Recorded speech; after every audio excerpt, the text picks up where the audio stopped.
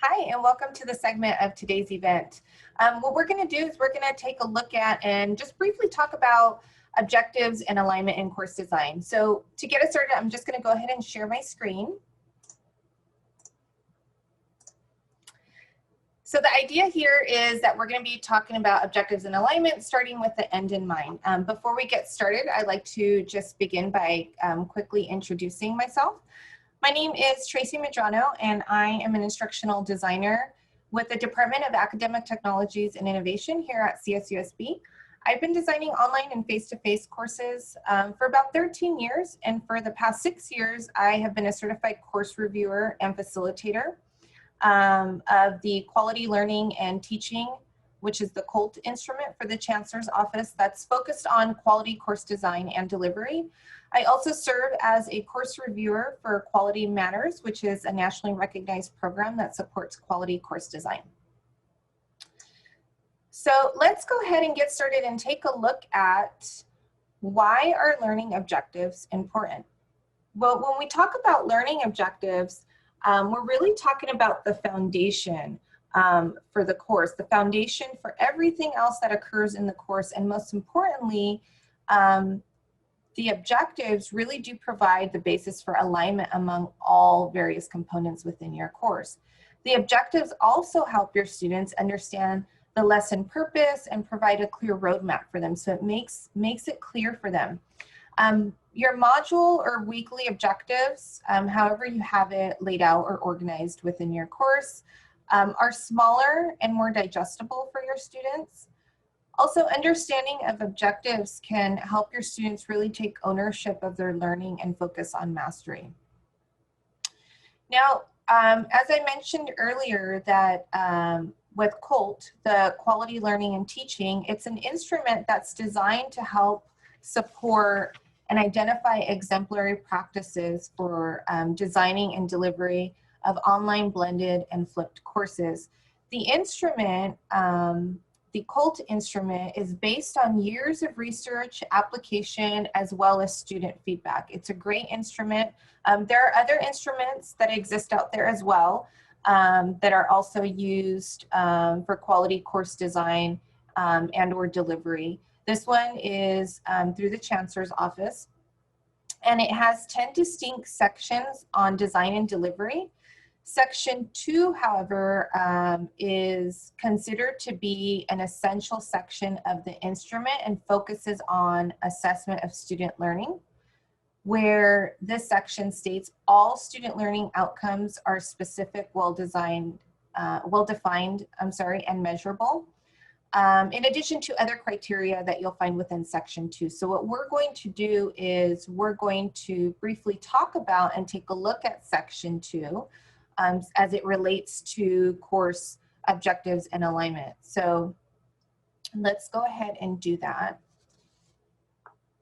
So your learning objectives, like we said earlier, are really the foundation for everything that occurs in your course.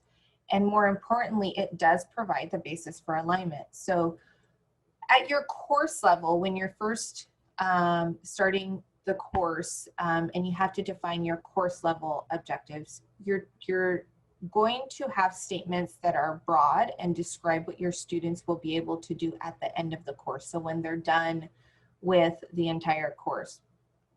Here you'll see a really nice example of course objectives provided by Dr. Van Moore in the course here that he designed.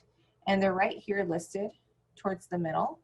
So very clearly stated objectives here.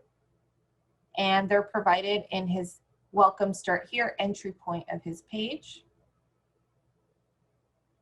He uses action verbs such as explain, conduct, follow, and explain.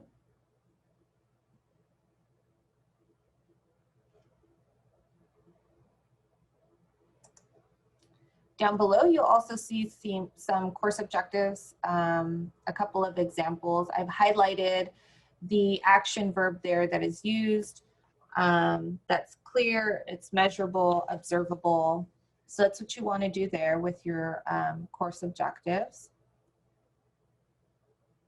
And then you have your module objectives. Your module objectives are specific and concise statements about what you want your students to be able to do when they complete the module or the week.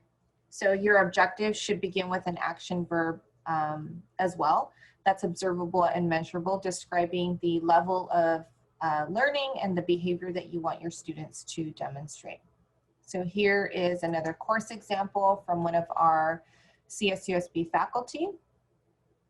So right here at the bottom, I know it's a little small, you'll see where it says Module 1, and you see the module objective listed there. And then at the very end, it states the alignment. So the alignment says it aligns with CLO1.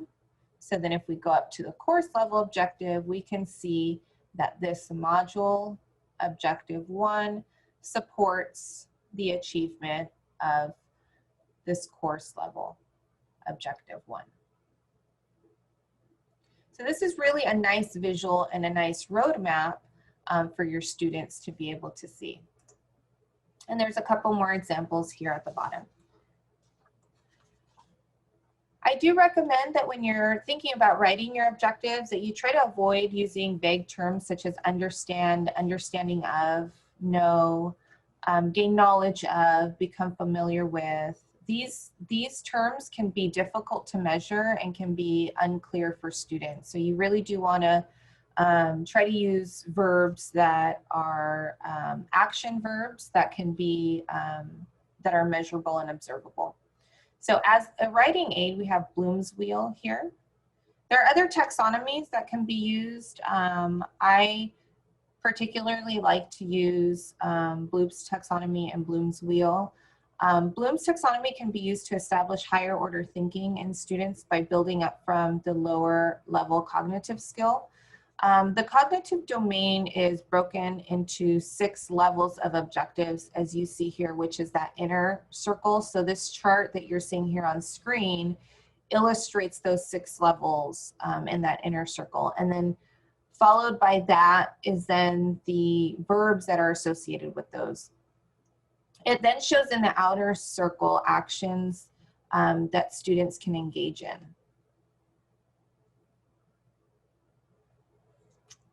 So those 6 levels there in the inner circle is remember, understand, apply, analyze, evaluate, and create.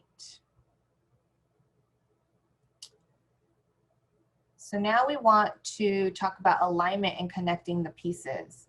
So creating alignment is really much easier when you have written measurable objectives from the very beginning. So it's really important to establish those course level and then the module or weekly level objectives.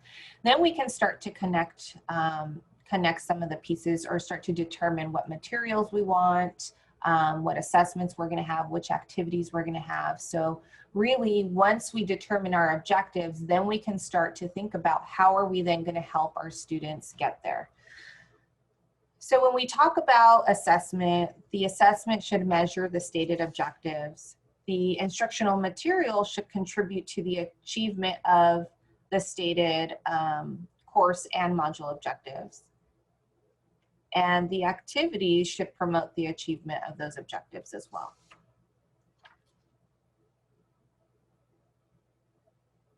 So the big idea here, we said starting with the end in mind. So when you begin creating a course, you want to design with the end in mind. So the best way to approach this is starting by making sure that you're writing measurable objectives. Now, to help you kind of map all this out, because it can be a lot and it can feel overwhelming, I use this course outline template. It's also a template that's provided in the Chancellor's Office, by the Chancellor's Office in their COLT workshop. And this is used to help faculty map out their course and also visualize the course, how it lays out, the alignment, and maybe anything that might be needed that you can add or anything that you might want to adjust. So here at the top, it's the course title, then you list the course level outcomes. From there, you would then list your module objective. So if this would be module 1, you would start with module 1. Then your existing resources, any resources that you might need, existing assignments, any assignments that you might need, and then any assessments that you have or some assessments that you would like to add. And this is just an example of what that might look like for a single module. So you can see here, completed, you have your module objectives, your resources, your assignments, and then your assessment here.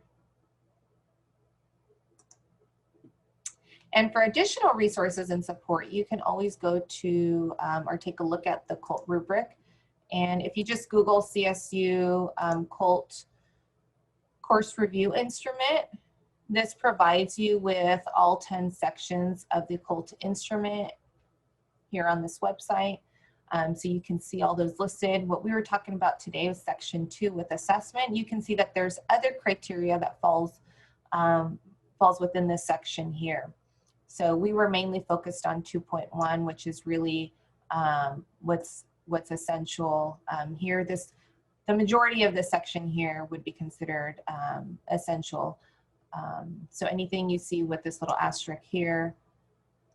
So I encourage you to go out and take a look at this. It's a really helpful resource. There's a lot of information here. Or reach out to any one of us at the Office of ATI, one of the instructional designers, and we can absolutely sit with you and help you map out your course. Thank you again. It was a pleasure. I really hope that you found the information that I shared with you helpful and beneficial. And if you have any questions, we're more than happy to answer them. Thank you and have a wonderful day.